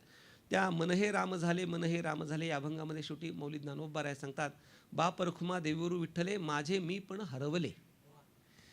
मग ह्या सगळ्या मनाच्या अस्वस्थतेचं मूळ कशात आहे? तर मी पण आहे, इगो म्हणजे थोडं सांगायचं झालं तर मी महाराज आहे, मी कीर्तनकार आहे, मी मोठा आहे, मी शहाणा आहे, मी अमुक आहे तमुक, हा इगो नाही. मी देह आहे, हा इगो पहिला अहंकार कुठला? मी देह आहे. जो मी नाही त्याला मी समजणं हा पहिला अहंकार आहे. म्हणून माझे मी पण ज्या वेळेला हरवतं. आता कर्मामध्ये सुद्धा सगळ्यात टेन्शन कुठे आहे माहिती का? आता म्हणजे मनाची अस्वस्थता कुठे आहे की आपण एखादं कार्य करतो, तो आपल्यामध्ये जोम असतो, आपण करतोही, आणि कार्य केल्यानंतर शेवटी टेन्शन कुठे? रिझल्टमध्ये, फळामध्ये. सगळ्यात आपलं हे परीक्षा देताना काय देऊन टाकतो, दन पेपर लिहितो आपण, पण पेपर लिहून झाल्यानंतर रिझल्ट काय लागणार? ही अस्वस्थता आहे. त्या म्हणजे हे आपलं शालेय झालं. पण व्यवहारात सुद्धा मी आता काम करतोय, पण ह्या कामाचं मला फळ काय मिळणार, ह्याचं काय होणार, ही जी गोष्ट आहे ना, ती माणसाला अस्वस्थ करणारी आहे. किंवा आता मी नोकरी करतो पण माझ्या मनाप्रमाणे पगार मिळत नाही, म्हणजे फल योग्य रीतीने मिळत नाही. म्हणजे पगार मिळू नये असं माझं म्हणणं नाही आहे, पण त्या पगारामुळे आपण अस्वस्थ होऊ नये. आणि या ज्या गोष्टी आहेत ना, या गोष्टीमधनं मनाची निर्माण होणारी अस्वस्थता जर दूर करायची असेल तर भगवंतांनी सांगितलेला निष्काम कर्मयोग, त्या कर्माचा करता मी आहे, अशा प्रकारची जी आपली भावना आहे, ती भावना जर आपण दूर टाकली तर आपल्याला येणारी निम्मी टेन्शन्स, निम्मी अस्वस्थता दूर व्हायला काहीच हरकत नाही. म्हणून मनाची अस्वस्थता दूर करण्याकरता योगाभ्यास आहे. योगाभ्यास हा या कलियुगामध्ये खूप कठीण आहे. आता आपण तासभर मी बसलो तर माझ्या पायाला मुंग येतात तासभर, मग योगा आसन यम प्राणायाम कुठे करत बसणार? ते नाही, शक्य नाही. भक्ती करण्याकरता तेवढी भावना पाहिजे. तेवढ्या भावनाचं भाव संपन्न असेल तर भक्ती करावी, नाही तर भगवंताचं नामस्मरण करावं, निष्काम कर्म करावी. एम्पथी, ज्याला सहवेदना म्हणतात, या गोष्टींचा जर म्हणजे आपल्या शास्त्राने सांगितलेल्या या गोष्टींचं जर आपण आचरण केलं तर निश्चितपणे आपल्याला त्याचा आपल्या मनस्वास्थ्याकरता निश्चित उपयोग होऊ शकतो. म्हणजे वर्ल्ड हेल्थ ऑर्गनायझेशननी जे 10 जीवन कौशल्य सांगितली, त्या जीवन कौशल्यांचा उल्लेख महाराज आपण केलेला आहे. इम्पथी त्यामध्ये सांगितलेले आहे. आणि संत साहित्यातून ती कशी तेही आपण सांगितलं. मनाचं स्वरूप सांगताना नगर जिल्ह्यामध्ये अवतार मेहर बाबा एक पुरुष होऊन गेलेले, त्यांचं वाक्य आहे, mind working fast is mad, mind working normal is man, mind working slow is saint, and mind stop is God. ते आपण जे म्हणालात की मन उन्मन झालं आणि उन्मणीचे अभंग संत साहित्यामध्ये होतात. हो, उन्मणी साधली असं आपण म्हणतो. आपण बोलताना महाराज एक फार छान वाक्य केले की भक्ती केल्याने आपल्याला आनंद प्राप्त होतो. आता भक्ती करण्याची इच्छा तर सर्वांचीच असते, म्हणजे भक्ती करणारं मनच आहे. पण भक्ती करावी कोणती हा एक प्रश्नच आहे खरं म्हणजे. कारण भागवतामध्ये नवविधा भक्ती सांगितलेल्या आहेत आणि तुकाराम महाराजांनी हेची थोर भक्ती आवडते देवा संकल्पावी माया संसाराची ही भक्ती सांगितलेली. मग आमच्यासारख्यांमध्ये काही शंका निर्माण होते की मग आम्ही कोणती भक्ती करावी की जेणेकरून आमचं मन शांत होईल, आम्हाला आनंदाची प्राप्ती होईल, यावर भाष्य करावं ही विनंती मला. बरोबर. पहिल्यांदा त्याच्यामध्ये विषय असा आहे की या भक्तीमध्ये भेद का आहेत. तर भक्तीमध्ये भेद असण्याचं कारण अधिकारानुगुण. प्रत्येकाला भक्ती करता पाहिजे. आता त्या ठिकाणी नवरस आहेत. त्या नवरसांची त्या ठिकाणी नाट्यम भिन्न रुचेर जनस्य बहुधा प्येकम समाराधनम असं ते कालिदास सांगतात. कीर्तनामध्येही नवरस पाहिजेत, पण नुसतं नवरस म्हणजे कीर्तन नाही. हो, नवरसी भरवी सागरू तो ग्रंथही महाराजांचा आहे. तर हे नवरस प्रत्येकाला आवडणारा रस हा भिन्न आहे. षड्रस आहेत, नवरस आहेत. त्याप्रमाणे भक्तीमध्ये सुद्धा अधिकारभेदानी विविधता आहे. कोणाला पादपूजन आवडेल, कोणाला वंदनम असेल, कोणाला दास्यम असेल, कोणाला सख्यम असेल, कोणाला आत्मनिवेदनम असेल. ज्याला जी आवडते, ज्याला जी पचते, ज्याला जी रुचते त्या प्रकारची त्यांनी भक्ती करावी असं पहिला नियम आहे. म्हणजे आपला अधिकार काय. आणि महत्त्वाची गोष्ट काय की आपला अधिकार आपल्याला निश्चित कळतो, नाही तर आपल्या गुरूंना कळतो. त्याच्याशिवाय तिसऱ्याला कोणाला कळत नाही. म्हणून आपले गुरु जी भक्ती करायला सांगतील ना ती भक्ती करा. नामभक्तीतलं पण तुम्हाला एक गंमत सांगतो. देवाचं नाव खूप आहेत. रंगा येई ओ येई, रंगा येई ओ येई, विठाई किठाई माझे कृष्णाई कान्हाई रंगा येई ओ येई. मग विठाई नाव आहे, किठाई नाव आहे, कृष्णाई नाव आहे, कान्हाई नाव आहे. मग देवाचं नाव घ्यायचं कोणतं. आता तत्वमसी हे सुद्धा देवाचं नावच आहे. मग तत्वमसीचा जप करायचा का. तर माऊली ज्ञानोबा सांगतात समाधी साधन संजीवन नाम शांती दया सम सर्वाभूती. पुढे फार सुंदर सांगतात. शांतीची पै शांती निवृत्ती दातारू हरे नाम उच्चारू दिधला तेणे. कोणचं नाव घ्यायचं तर भक्तीचंही तेच आहे. म्हणून मी हे नामाचं सांगतोय. जो आपल्या गुरूंनी दिलेला नाममंत्र त्याचाच आपण नामस्मरणामध्ये वापर केला पाहिजे. म्हणजे कारण का त्यांना अधिकार कळतो. गुरु सगळ्या शिष्याने एकाच नामाचा उपदेश करत नाही. एकाला ह्या देवाचं ते का अधिकार भेद. म्हणून भक्ती करताना कोणती भक्ती करावी नवविधा भक्तींपैकी तर आपले गुरु जे सांगतील ती भक्ती करावी. दुसरं आपल्याला जी योग्य वाटते ती करावी. आणि त्यातला पुढचा भाग आहे की भक्ती करताना हेंदरी शेंदरी दैवते कोणती पूजी भूते घेते. जे वैदिक दैवत आहे, जे पुराण पुरस्कृत दैवत आहे आणि सरते शेवटी जे संत पुरस्कृत दैवत आहे त्याची भक्ती करावी. आणि भक्तीविषयी बराच विस्तार सांगण्यासारखा नारद मुनींनी सांगितलं आहे. श्रीमदाद्य शंकराचार्य सांगतात. श्रीमदाद्य शंकराचार्य तर काय सुंदर सांगतात. स्वस्वरूपानुसंधानम भक्तिरित्य भिधीयते. निधिध्यासन करणं हीच भक्ती आहे म्हणतात ते. म्हणजे परमप्रेमा करणं ही जशी भक्ती आहे तसं भगवंताचं निधिध्यासन करणं हीच भक्ती आहे. खूप सुंदर असं विवेचन आपण या ठिकाणी केलं महाराज. भक्ती असेल, मोक्ष असेल, ज्या काही गोष्टी आपल्या अध्यात्मातल्या आहेत त्या सगळ्याच आपण सांगितल्या आणि खूप सुंदर अशा आहेत. परंतु आजकालच्या तरुणांना म्हणजे तरुण वर्ग हा मोठ्या प्रमाणामध्ये भक्ती मार्गाला लागला पाहिजे, परंतु तो लागत नाही. आणि त्याच्यामध्ये मोठ्या प्रमाणामध्ये आपण मगाशीच म्हणलात की आउटलेट नसल्यामुळे आत्महत्या हे मोठ्या प्रमाणामध्ये वाढत चाललेले आहेत. मोबाईलचं अनेक प्रकारचं व्यसन तरुणांमध्ये मोठ्या प्रमाणामध्ये आहेत. आता सरही प्राध्यापक आहे, मी हे प्राध्यापक आहे आणि वर्गामध्ये ज्या वेळेला आपण अध्यात्म वगैरे असं काही सांगतो पण ते काही कुणाला पटत नाही. परंतु संतांचं वचनं हे मानसिक स्वास्थ्यासाठी अत्यंत महत्त्वाचे आहे असं आपण म्हणालात. तर तरुण इकडं येण्यासाठी किंवा आजचा तरुण हा मोठ्या प्रमाणात बिघडलेला आहे किंवा वारंवार असा त्याच्यावर आरोपही केला जात असतो, तर ते कितपत योग्य वाटतं आणि त्यांनी इकडं येण्यासाठी नेमकं काय करावं, काय सूचना आपण कराल. पहिल्यांदा तुम्ही आता खूप आता सर तर त्या शिक्षकांना शिकवायच्या शाळेत शिकवतात. ते फार महत्त्वाचं आहे. खरं शिक्षकांना शिक्षित केलं पाहिजे. पण हे तत्त्वज्ञान सांगताना कसं सांगितलं पाहिजे म्हणजे हे तत्त्वज्ञान पोचलं पाहिजे पिढीपर्यंत. परंतु इट शुड गेट पर्क्युलेटेड, ज्याला पाझरणं म्हणतात. धबधबा नको. कसं की संत हे सांगतात, संत ते सांगतात, हे विवेक म्हणजे हे वैराग्य हे हे हे हे नाही पटत त्या लोकांना, नवीन मुलांना नाही पटत. ते म्हणतात अरे हे काय फालतू टाईमपास, चला निघा बाहेर. म्हणजे आपण जर हे सांगायला लागलो तर उद्या लेक्चरला बसणाऱ्यांची संख्या फार कमी होऊन जाईल. मग हे पर्क्युलेट झालं पाहिजे. पर्क्युलेट म्हणजे पाझरलं पाहिजे. ज्याप्रमाणे माऊली ज्ञानोबारायांनी नवरसी भरवी सागर करवी उचित काय ते काय वाचे बरवे कवित्व कवित्वी रसिकत्व रसिकत्वी परतत्व स्पर्शू जैसा. तर मौली ज्ञानोबारायांनी तत्त्वज्ञान सांगितलं, जगद्गुरू तुकोबारायांनी तत्त्वज्ञान सांगितलं. परंतु आपण सकाळी बघितलं की जे कवी लोक होते ते कवी लोक त्या अभंगांकडे ओव्यांकडे काव्यदृष्टीने बघत होते. आणि माऊलींचं काव्य नाहीच, ते ती आर्ष प्रस्फुरण आहे. म्हणजे क्षरा अक्षरा वेगळा तुका पाहे निगम कळा बोले विठ्ठल प्रसादे, किंवा माझे असत्यवादाचे तप वाचा केले बहुत कल्प म्हणून गीतेचे महाद्वीप पातलो प्रभू. तर आपलं हे तत्त्वज्ञान माऊली ज्ञानोबाराय दृष्टांत देतात, भावार्थ दीपिकेचं वर्णन करतात, तेव्हा सगळ्या गोष्टी वाटतात. पण थोडं बारकाईने बघितलं की तिथून ते तत्त्वज्ञान पाझरतं, पर्क्युलेट होतं आहे, तिथे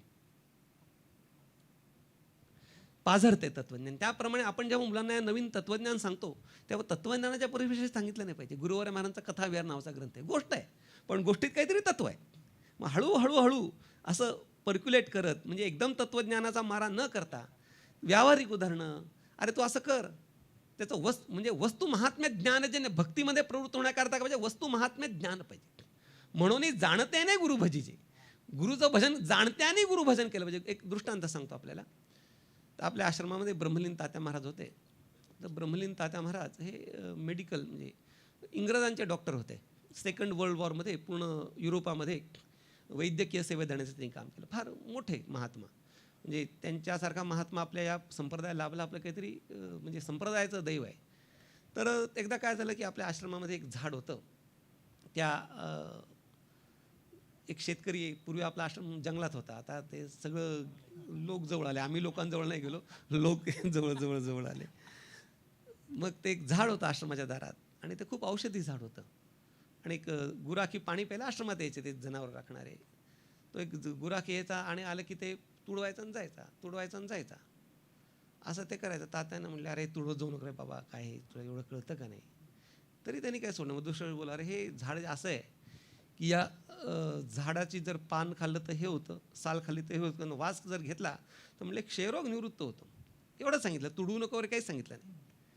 मग दुसऱ्या दिवशीपासून त्यांनी तुडवणं बंद केलं, तिसऱ्या दिवशी आळं केलं, चौथ्या दिवशी पाणी टाकायला लागलं. म्हणजे त्या वस्तूचं महात्म्य त्याला कळालं. तर या मुलांना देव आणि धर्म नका सांगू, तुम्हाला हे करायचं आहे ना, तू असं कर ना. आता ते तू त्याला ध्यान कर, प्राणायाम, तू काय कर, तुला जर टेन्शन आलं ना तर तू श्वासावर लक्ष केंद्रित कर, असं तू सांग. असं जर आपण त्याला सांगितलं, म्हणजे एक परिभाषा वेगळी मांडायची, म्हणजे त्यांच्या भाषेमध्ये. म्हणजे मौलिक ज्ञानोबारायचं आपल्याकरता आपल्या भाषेमध्ये बोलते झाले, आपल्या भाषेतनं त्यांनी तत्त्वज्ञान सांगितलं. तसं जी नवीन पिढी आहे, त्या नवीन पिढीला जर तत्त्वज्ञान सांगायचं असेल त्यांच्या भाषेत, त्यांना तत्त्वज्ञान आणि ब्रह्मन्वय नाही तेच सांगायचं शेवटी. पण तिथपर्यंत येण्याकरता पहिल्यांदा तुला जर टेन्शन येतं आहे ना, थोडंसं तू शांत बस, तुझ्या श्वासाकडे लक्ष केंद्रित, म्हणजे काय प्राणायामच आहे ना. पण त्या तसं सांगायला पाहिजे. म्हणजे आधुनिक पिढी बिघडली असं नाही आहे, पण कसं आहे की वातावरण सगळं विचित्र झालं आहे. हे मोबाईलने महाराज लोकसुद्धा बिघडायला लागले, तर मुलं बिघडतील याच्यामध्ये काय नाही बोले. ते गुरुवार महाराजांच्या शब्दात सांगायचं तर पुतना मावशी आहे. म्हणजे पूर्वी TV पुतना होती, आता मोबाईल. पूर्वी घरात पुतना होती, आता खिशात पुतना आली आहे. त्यामुळं या मुलांना म्हणजे ही पिढी खरंच आश्वासिक पिढी आहे, इतकी बुद्धिमान आहे. म्हणजे मी त्याच मुलांमध्ये राहतो. म्हणजे मी जवळजवळ 2-2.5 वर्ष इंजिनियर मुलांना मी शिकवायचं काम करायचो. माझं इंजिनिअरिंग ग्रॅज्युएशन झाल्यानंतर सीडॅकमध्ये मी डाटाबेस मॅनेजमेंट वगैरे 8-8, 10-10 तास लेक्चर्स घेऊन मी शिकवायचो त्यांना. आणि गुरुवार महाराजांचा एक वैभव सांगतो तुम्हाला. म्हणजे माझे गुरु आहेत म्हणून नाही, वडील नाही, वैभव. तर भटकर सरांची आणि गुरुवार महाराजांची भेट झाली. पाठ त्यावेळेला ऑनलाईन, म्हणजे आपण आता ऑनलाईन शिकलं, पण 1996 मध्ये गुरुवार महाराजांनी भटकर सर ऑनलाईन पाठ घ्यायचे. 96 साली, की जेव्हा इंटरनेट 120 रुपये तास होतं. तर गुरुवार महाराजांनी आमच्या आळंदीमध्ये सीडॅकचं डॅक नावाचा कोर्स सेंटर, तिथं मी शिकवायचो. तर गुरुवार महाराजांनी त्या मुलांना शिकवलं. जे इंजिनियर मुलं आहेत, तर तिथं गुरुवर्य महाराजांनी भटकर सरांनी एक विषय दिला होता, द नेचर ऑफ माइंड, मनाचं स्वरूप म्हणजे काय. तर त्या मुलांना गुरुवर्य महाराजांनी त्यावेळेस मनाचं स्वरूप सांगितलं, त्यांच्या भाषेत सांगितलं, त्यांना पटेल ही दृष्टांत सांगितले. आणि गुरुवर्य महाराजांचं एक वैशिष्ट्य होतं की डॉक्टर समोर असला तर डॉक्टरीचेच दृष्टांत द्यायचे, इंजिनियर असला तर इंजिनियरच्या दृष्टांत, वकील असला तर म्हणजे सगळ्या क्षेत्रात सगळ्या त्याप्रमाणे त्या मुलांना पचेल रुचेल त्यांच्या परिभाषेत जर आपण सांगितलं. आणि ही मुलं खरंच भावसंपन्न आहेत, नक्की भावसंपन्न आहेत, किंबहुना आपली पिढी जेवढी भावसंपन्न होते त्याच्यापेक्षा ते जास्त भावसंपन्न आहेत. पण त्यांच्या भावनेला योग्य रस्ता चॅनलाइज करणं जे म्हणतात ना, ते घडत नाही. त्याकडे मोबाईल, टी व्ही आणि व्यसनाधीनता लोकांना कसं आहे माहिती आहे का. एक गंमत सांगतो, आता माझा तो अनुभव नाही, तर ते आता व्यसनाधीन म्हणतात किक बसते, काय ते काय प्रत्येक शब्दाची किक असते. तर त्याला सांगायचं, ते न घेता तुला किक बसून घ्यायची आहे का, तू देवाचं नाव घे. अशा परिभाषेमध्ये जर आपण त्यांना सांगितलं तर निश्चित त्याचा म्हणजे त्यांच्या भावनेला चॅनलाइज करणं, योग्य मार्ग दाखवणं. आणि आपल्यासारखे लोक काही आहेत म्हणून काहीतरी आशा आहे.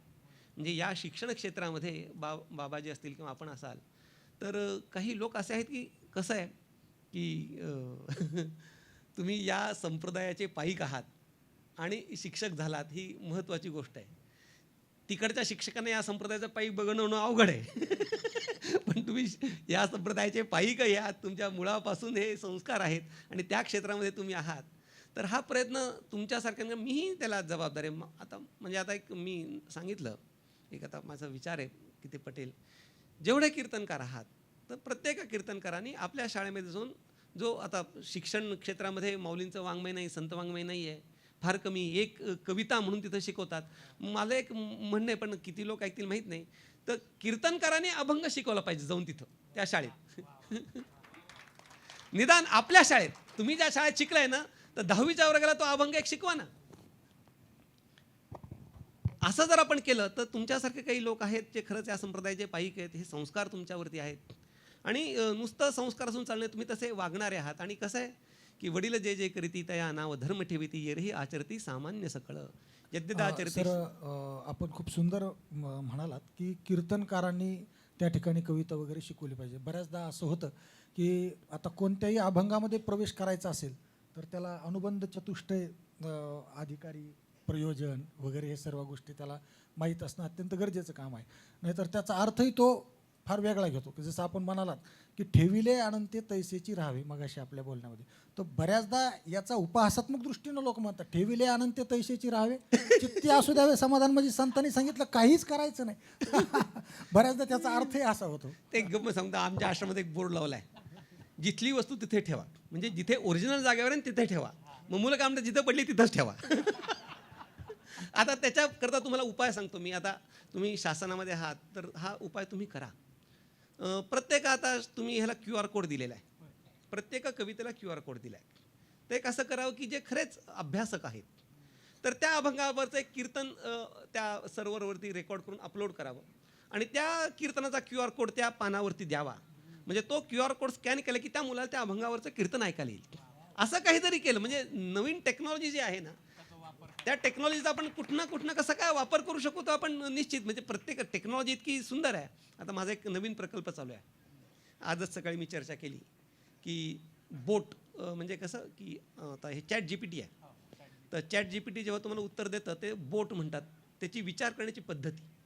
तर ChatGPTमध्ये जेव्हा आपण प्रश्न टाकतो ना, तर ते सगळं पाश्चात्य दृष्टीनेच उत्तर देतं. ते भारतीय संस्कृतीने उत्तर देत नाही. मग त्या ChatGPTला आपल्याला त्या AIला इंडिजिनियस करायचं, भारतीय करायचं आहे. त्या ChatGPT किंवा जेवढं काही AI मॉडेल्स आहेत, त्या AI मॉडेलला आता आपल्याला भारतीय करायचं आहे. तर ती भारतीय पद्धतीने त्या AIने उत्तर देण्याकरता त्याला इनपुट्स, आपल्याकडनं जे इनपुट देणं आहे, तर भारताकडनं त्या AIमध्ये काहीच टाकलं जात नाही, फक्त आपण यूज करतोय. जे दिलं पाहिजे ना ते आपण काहीच देत नाही आहे.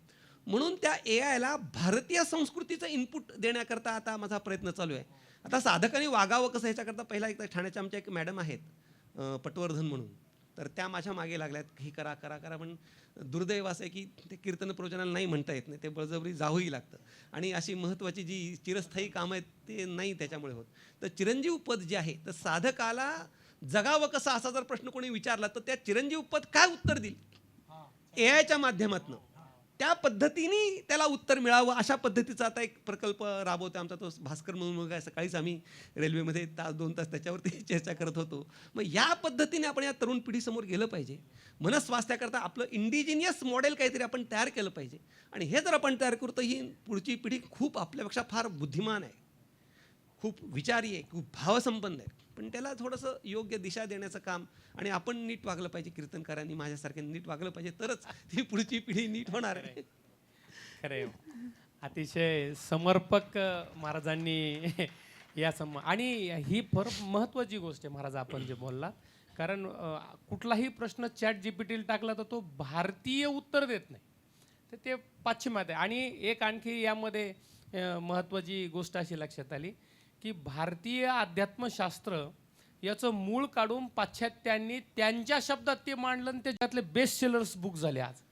अरे ते तर काय सांगायचं. आता गुरुवर महाराजांनी जे आपल्याला शिकवलं फुकट, काही रुपये न घेता, ते जर तुम्ही आता मॅनेजमेंटची तत्व आहे. आता ऑर्गनायझेशन बिहेवियर हा खूप आता महत्त्वाचा सब्जेक्ट आहे की ऑर्गनायझेशनमध्ये कसा एकोपा राहायला पाहिजे. मौली ज्ञानोबा यांनी आपल्या ह्यांनी सांगितलेले तत्वज्ञान तेच सांगता येते आणि ते शिकवायचे 10 लाख रुपये घेतात, पैसे घेतात. आता आमचे एक गुरुबंधू आहेत माझे, सुनीलजी खांडबाले म्हणून, मॅसेच्युसेट्सला ते कोफी अन्नन त्यांचा हे होता, सहाध्यायी होता. तर तिथे ते शिकलेत. तर ते आता त्या ऑर्गनायझेशन बिहेवियरवरती PhD करतायत. तर त्यांना मी हे सगळं सांगितलं. अहो म्हणले हे शिकवायला आम्हाला कोट्यवधी रुपये घेतले. फक्त आपण कसं आहे की आपली प्रवृत्तीही ती नाही आहे. कॅपिटलायझेशन करणं जे म्हणतात ना, ते आपण नाही करू शकत आणि ते करणं योग्यही नाही आहे. आणि दुसरं काय होतं की आपण फुकट सांगतो म्हणून त्याची किंमत ही लोकांना लागत नाही, असं आहे ते. हा महत्त्वाचा. म्हणजे मी पुणे विद्यापीठामध्ये MPhil करत होतो त्यावेळेस दुपारच्या जेवणाला गेल्यानंतर एक मुस्लिम युवक मला भेटला आणि त्याला सहज विचारले कुठून आहे, कुवेत वगैरे त्या कंट्रीजमधून तो होता. त्याला विचारलं काय काय अभ्यास करतोय. त्यांनी सांगितलं की I am studying the Advaita philosophy of Shankaracharya. बापरे. त्याच्यामध्ये मला आश्चर्य वाटलं. म्हणजे मी त्याला विचारले की व्हाय यू आर स्टडिंग दिस. तर त्यांनी सांगितले की I heard that it is the apex philosophy of the world. म्हणजे मला आश्चर्य वाटतंय की या तत्वज्ञानाचा अभ्यास बाहेरची लोक करायला लागली आणि ते आपलं मूळ असून आपण त्याचा अभ्यास करीत नाही. ते दुर्दैवाची बाब आहे. वेळेची मर्यादा लक्षात घेता काही श्रोत्यांमधून काहींना प्रश्न जर विचारण्याची इच्छा असेल तर आपण 1-2 प्रश्न घेऊया आणि मग या मुलाखतीला खरं म्हणजे थांबूच नाही असं आपल्याला वाटत आहे. अतिशय सुंदर चिंतन या ठिकाणी सुरू आहे. Yes sir. अग्निहोत्री सर एक प्रश्न विचारतायत.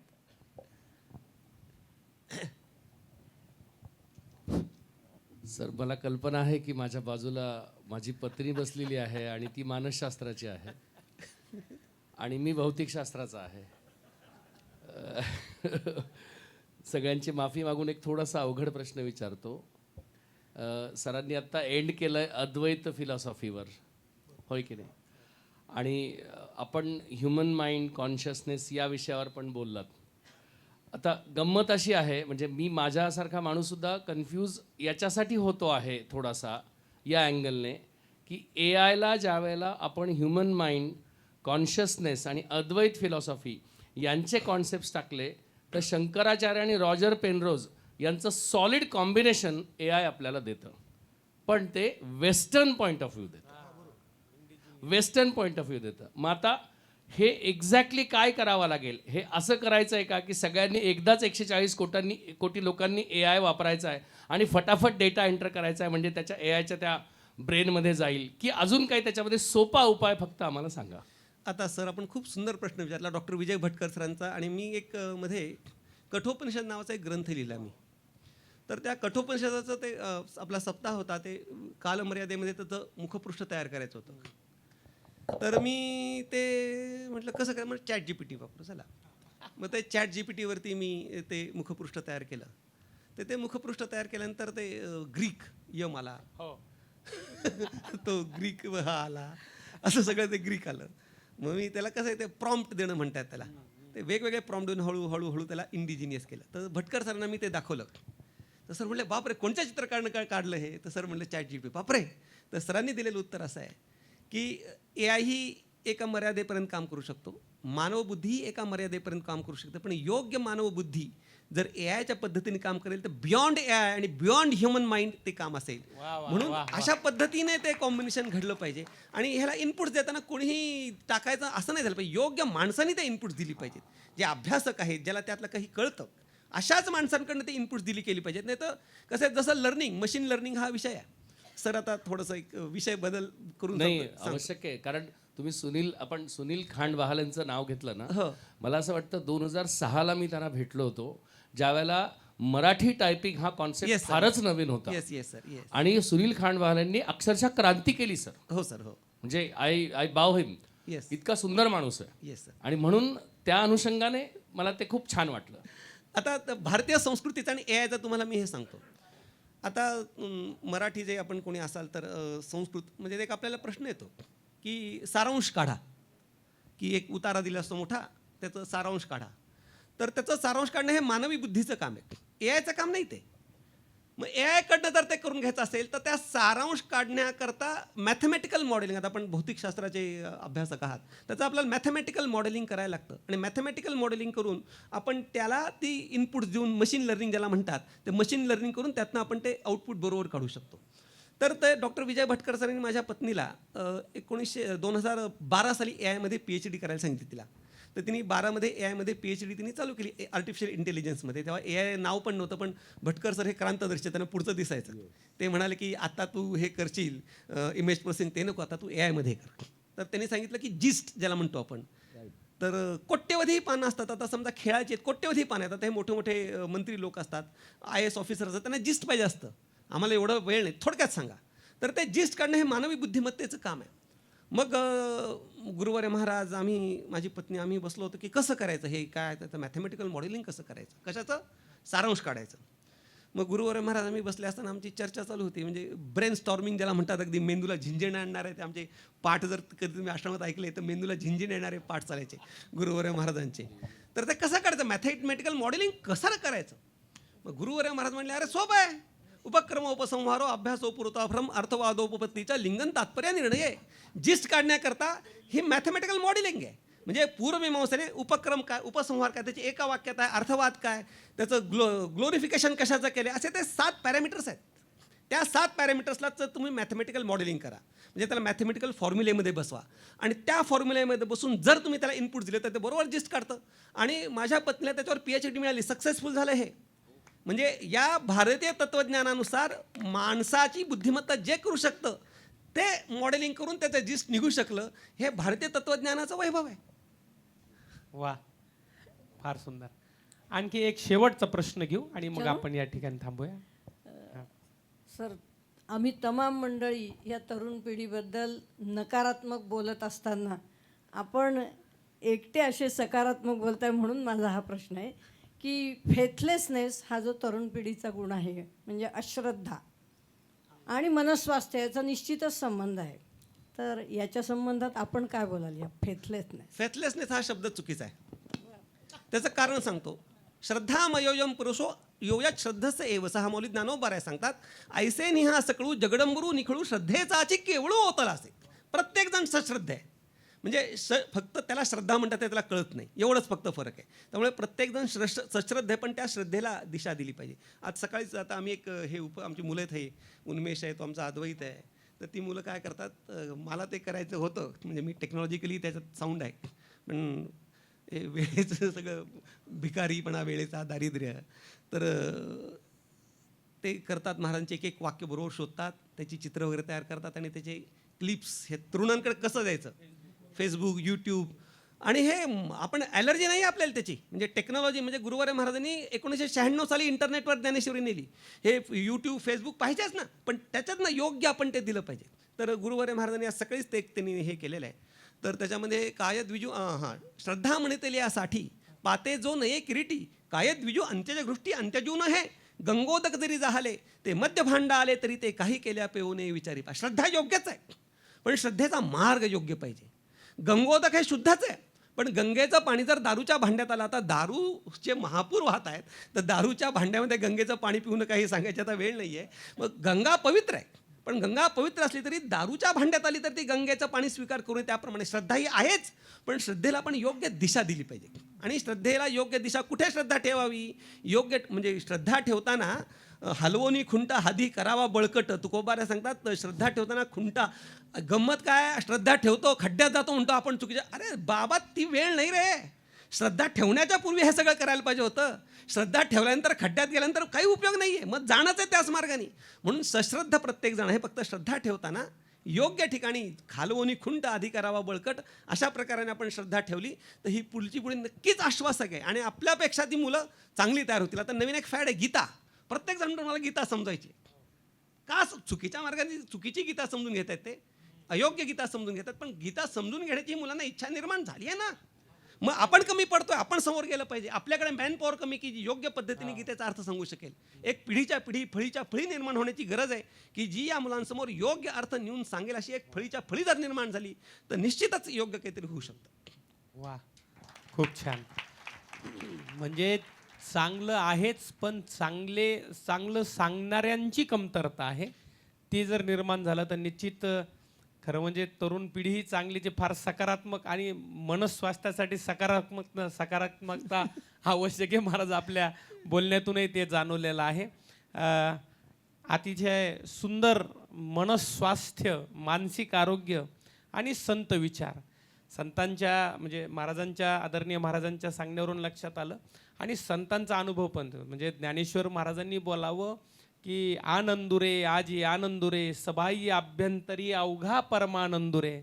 आमच्या नाथ महाराजांनी बोलावं अवघेची त्रैलोक्य आनंदाचे आता चरणी जगन्नाथा चित्त ठेले. म्हणजे सगळ्या संतांचा अनुभव आनंद आनंद आनंद. तुकाराम महाराजांचा आहे की आनंदाचे डोही आनंद तरंग, आनंदाची अंग आनंदाचे. हे सगळे संत आनंदाचे. पण आमच्या लोकांकडे बघितलं आणि त्यांना विचारलं कसं काय चाललं तर ते मात्र जरा बरे म्हणतात. आणि मग महाराजांच्या शब्द सांगितलं घ्या बरं काहीतरी हातात आणि म्हणा बरं आनंदी आहे का, तर ते म्हणतात तसं नाही, झाकली मूठ 1.25 लाखाची. म्हणजे सगळे दुःखी आहेत, पण या दुःखावर उपाय म्हणून संत विचार हा अतिशय प्रभावी आहे. त्या संत विचारामधलं संत मन हे अतिशय स्वस्थ, चांगलं आणि सकारात्मक जर झालं तर मला वाटतं या संपूर्ण चर्चेचा जो निष्कर्ष आहे तो आहे मन करारे प्रसन्न सर्व सिद्धीचे कारण. महाराज आपण आमच्या म्हणजे ऋषीबाबांचं म्हणणं आहे की निष्कर्षात्मक काही विधान आपण आता सरांनी खूप सुंदर संतांचे दाखले देऊन सांगितलंय की आनंदुरे आजी आनंदुरे. सगळ्या संतांनी काही नसताना आनंद अनुभवला आणि आमच्याकडे सर्व काही आहे, पण आम्ही कुणीही पहा तर अध्यात्मक परमार्थ करणाऱ्यांचाही मनामध्ये आनंद नाही आणि संसार करणाऱ्याचं तर संसार दुःखमुळंच आहे. मग कुठेही तो आनंद शोधून सापडत नाही. मग त्याकरता म्हणजे जी आता आपण गुरुवर्य महाराजांकडे त्या ठिकाणी चिंतन केलेलं आहे, मनन केलेलं आहे, निपाणीकर गुरुजींकडे आपलं अध्ययन झालेलं आहे आणि स्वतः वडीलच गुरुवर्य असल्या कारणानं आपलं संपूर्ण हयात त्याच्यामध्ये गेलेली आहे. तर अशा कोणते उपाय किंवा आम्हाला संदेश म्हणून किंवा कोणती दिनचर्या आम्ही करावी आणि त्या दिनचर्येनुसार आमचंही जीवन आपल्यासारखं आनंदमय होईल, हीच एक भावना, हाच एक प्रश्न. संदेश वगैरे देण्याचा मी काही एवढा मोठा नाही, अधिकार नाही. बरं तुम्ही आता मी एवढं बोललो तुम्हाला, मग माझ्या जीवनात काही झाले का नाही याचा परिणाम, हा सगळ्यात मोठा भाग आहे. का फक्त लोका सांगे ब्रह्मज्ञान आपण मात्र कोरडे पाषाण. निश्चित माझ्या जीवनामध्ये त्याचा परिणाम झालेला आहे. म्हणजे मी काही देव बघितला नाही, अनुभवला नाही, पण निदान पक्षी. आता आपणही जे जेवढे लोक पारमार्थिक आहेत त्यांनी थोडंसं अंतर्मुखून विचार करा. आपण दुःख होतं, आनंद होतो, आपण कोलॅप्स होतो, पण गंमत काय होते की म्हणजे वाईट झालं तर काय झालं काय, पण जो समजा एखाद्या माणसाच्या जीवनामध्ये एखादा प्रसंग आला तर त्या प्रसंगाने जर तो 2 दिवस रडत असेल तर आपण 1च दिवस रडतो, हे निश्चित. एवढा माझ्या जीवनामध्ये निश्चित फरक झाला की एखादी गोष्ट वाईट झाली तर मलाही त्रास होतो, पण 8-8 दिवस मी रडत नाही. मी 1-2 दिवसामध्ये त्यातनं बाहेर निघू शकतो. आनंदाने हुरळून मीही जातो, पण कुठेतरी मनामध्ये अरे आपण कुठेतरी खाली आलं पाहिजे. हे अध्यात्माने निश्चित आपण साध्य करू शकतो. म्हणून हळू शनैः पंथा शनैः आपण या गोष्टी करू शकतो. आणि संदेश वगैरे देण्याचा काही माझा अधिकार नाही. भगवंताचं नामचिंतन करावं, परोपकार करावे, निष्पाप होऊन काम करावं. काम करताना निष्पाप, ज्याला इनोसंटली म्हणतो असं निष्पापून सगळा कष्ट करायचे पण इनोसंटली कष्ट करावेत. आणि या भारतीय संस्कृती सांगितलेल्या गोष्टीचा आपण अवलंब करू तर निश्चित काय सांगू झाले काहीच्या बाई, काहीच्या काही झालं बोलू शकत नाही अशी अवस्था. म्हणजे आनंदाचे डोही म्हणजे किती आनंद झाला तुम्हाला, अरे सांगताच येत नाही. अनिर्वचनीय स्वरूपाचा आनंद आपल्या सगळ्यांच्या जीवनामध्ये अवतरावाने अभिव्यक्त. आपण आनंदरूप आहोत. फक्त ती आनंदाची अभिव्यक्ती होण्याकरता जे घाण आली आहे ना आपली, तेवढी फक्त आपण काढायची. ती घाण काढून आनंदाची अभिव्यक्ती आपल्या अंतःकरणामध्ये सर्वांच्या जीवनामध्ये व्हावी. मी काही संत वाङ्मयाचा फार मोठा अभ्यासक किंवा मानसशास्त्राचा अभ्यासक नाही, पण माझ्या सद्गुरूंनी, माझ्या सद्गुरू परंपरेनं जे मला थोडंफार सांगितलं, माझे सद्गुरू ज्ञानाचा सागर आहे, ती टुबीसारखं मी काहीतरी त्यातनं वेचायचा प्रयत्न केला. आणि काही प्रश्न ह्यांनी विचारले, आपण विचारले, त्याचं काही समाधान करण्याचा प्रामाणिक प्रयत्न केला. जे योग्य असेल ते माझ्या तीर्थरूप सद्गुरूंचं आहे, अयोग्य माझं आहे. माझ्या सद्गुरू परंपरेचं सगळं येत आहे, माझं काहीच नाही आहे. अयोग्य माझं आहे. हे जे काही मी सांगितलं, आपण सर्व निरक्षीर विवेक संपन्न श्रोते आहात. आपण योग्य त्याचा स्वीकार करावा आणि माऊली ज्ञानोबा यांच्या चरणी प्रार्थना करायची. एकच शेवटचं सांगतो की संत हे समाज सन्मुख आहेतच, पण समाज हा संत सन्मुख झाला तर हे मानसिक स्वास्थ्य आल्याशिवाय राहणार नाही. म्हणून समाजानं संत सन्मुख व्हावं अशी माऊली ज्ञानोबा यांच्या चरणी प्रार्थना करून मी माझ्या या उत्तरांना विराम देतो. धन्यवाद. खूप सुंदर असं हे मुलाखतीचं सत्र या ठिकाणी पार पडलेलं आहे. मित्र हो, हा सगळा जो प्रपंच आहे, आमचे आदरणीय ढवळे सर सांगत असतात की शब्दांच्या विचाराच्या भट्टीत जेव्हा माणसाचा जीव जळतो, बरं का महाराज, शब्दांच्या विचाराच्या भट्टीत जेव्हा माणसाचा जीव जळतो, खरं सांगतो मायबापांनो, तेव्हाच जगण्याचा खरा अर्थ कळतो, तेव्हाच जगण्याचा खरा अर्थ कळतो. आणि तो जगण्याचा अर्थ आम्हाला समजावा, उमजावा, की जो आनंद संतांनी घेतला तो आनंद तुम्हा आम्हा प्रत्येकाच्या जीवनामध्ये यावा, याचसाठी केला होता अट्टहास. आणि म्हणून महाराज या ठिकाणी आलात.